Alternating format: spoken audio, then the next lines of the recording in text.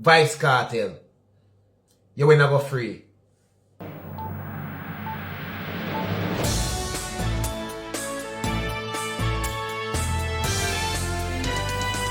You hear me I say? Obviously Vybez Kartel something when I go come out of your case. You see that Isat Buchanan, yeah? When them go put it on the 2-year suspension, Vybez Kartel, me tell you already, I dead them want you dead at prison. Them know you sick, Kartel. Right? That's not really them concern. But you know what them problem? Them know say that hearing you where you have with the bigger heads them over England there. Vybez Kartel. You will not go free. You will not go come out of prison, Kartel. And people don't understand this in the law. You see that same Isat Buchanan there, I frustrate him, to make him reach where him reach, to make him say what him say. Because now if you understand this, you know.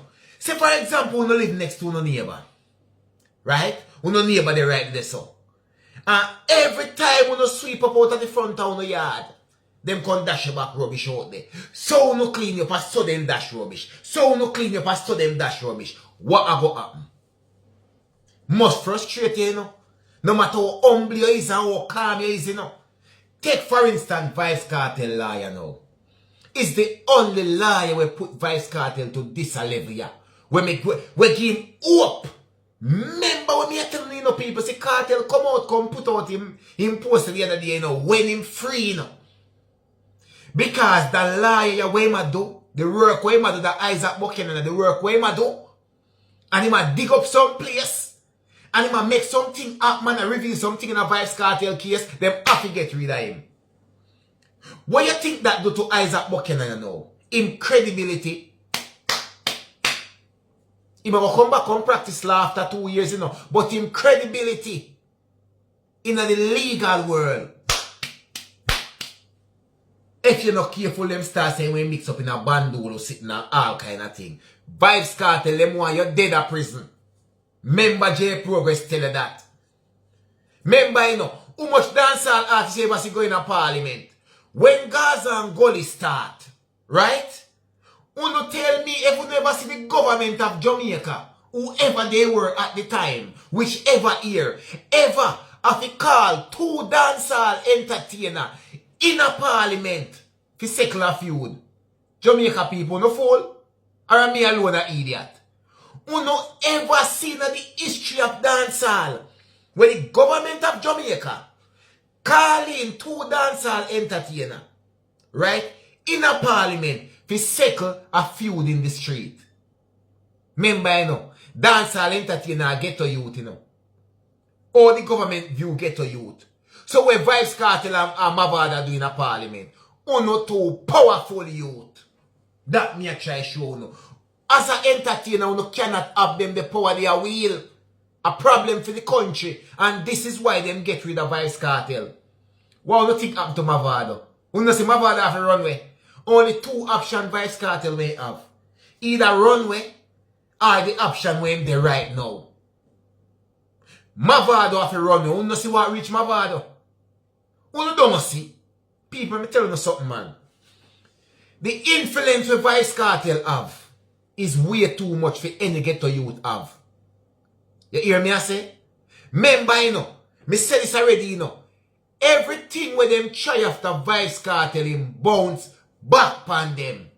A few moments later. A debate is brewing over whether the 2-year suspension handed down to attorney-at-law Isat Buchanan by the General Legal Counsel's disciplinary panel is excessive. Mr. Buchanan pleaded guilty last month to breaching ethics rules after making disparaging remarks against the Director of Public Prosecutions, Paula Llewellyn. Now, in addition to the suspension, he was fined $500,000. Now, to put things all in perspective, we're joined by our legal correspondent, Dion Jackson. and Miller. Dion, thank you for joining us. Lots of talk about this since it came to light yesterday. Do you, first of all, agree with this 2-year suspension? Let me just say quickly, first of all, for full disclosure, in a previous matter that Mr. Buchanan had before the General Legal Counsel, I gave an affidavit in his support because I have difficulties with the sub judice rule. So let me just get that out of the way. Having said that, no, I don't agree with what has happened here. And let's be very clear, Mr. Buchanan's comments were offensive, they were disgusting, they were vile, all the adjectives you can think of. But what we have to look at is whether or not the sentence that has been imposed here, the 2-year suspension, is warranted given what he did. And I absolutely don't think it was. I think it's excessively harsh and disproportionate. What issues are you having specifically? Okay, so there are two things I would point to. So let's first look at the particular canons of ethics, and those are the rules that govern the legal profession that he has admitted to breaching. The first one that says an attorney shall maintain, and we can bring up the slide, we have it up, the honor and dignity of the profession, shall abstain from behavior which may tend to discredit the profession. The other canon he's accused of breaching is that an attorney shall act in a manner that promotes public confidence in the integrity and efficiency of the legal system and the legal profession. And a lot was made of this idea that by making these disgusting comments, Mr. Buchanan brought the legal profession into disrepute and undermine confidence in the justice system. Quite frankly, I think that's ridiculous. I think Mr. Buchanan's comments brought him into disrepute. I do not think that people listened to those comments and then said, you know, I think less of the entire legal system and the justice system as a result of that. Interestingly, one of the things the tribunal said is that they didn't need to hear evidence from members of the public because they said that the issue of what undermines public confidence is an issue for the tribunal or the court. So that's one thing. The other thing is that I was looking at some of the other rulings from the tribunal. One in particular that was heard earlier this year involved an attorney who made some very serious allegations against another senior attorney, suggesting collusion with the court officials to have a particular judge assigned to a matter to rule in that judge's favor, that attorney's favor. She was found guilty of professional misconduct. She didn't apologize. She didn't resile from what she had said. She was suspended for 1 year.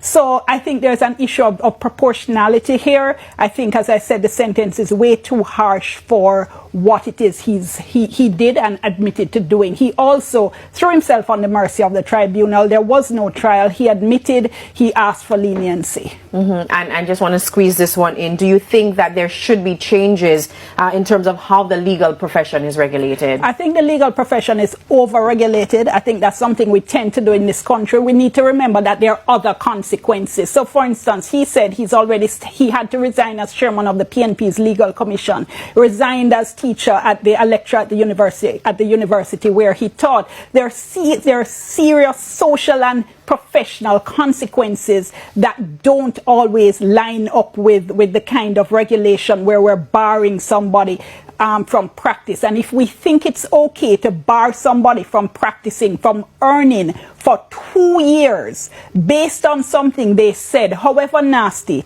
that did not damage the person they were speaking of, either professionally, reputationally, or financially, I think it's something we really need to have a serious look at and to review how we interpret and how we enforce these laws.